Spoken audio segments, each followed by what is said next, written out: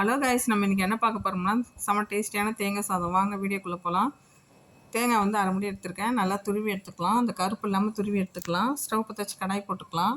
கடாயில் வந்து தேங்காய் எண்ணெய் ஊற்றிக்கலாம். நான் வந்து தேங்காய் எண்ணெய் தான் ஊற்றிருக்கேன். தேங்காய் எண்ணெய் ஊற்றிங்கன்னா செம்ம டேஸ்ட்டாக இருக்கும். கடுகு உளுத்தம் பருப்பு போட்டுக்கலாம். 5 காஞ்ச மிளகாய் போட்டிருக்கேன். ஒரு 10 முந்திரி போட்டிருக்கேன்.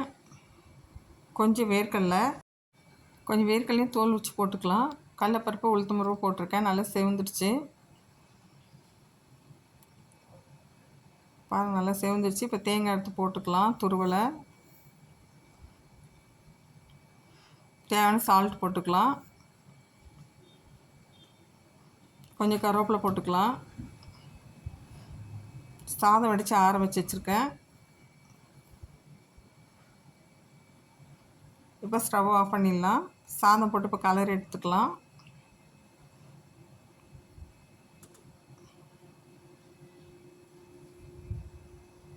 பாருங்கள், சாப்பாடு போட்டு கலரியாச்சு. ஒரு 4 பேர் சாப்பிட்ற மாதிரி தான் கலரி இருக்கேன்.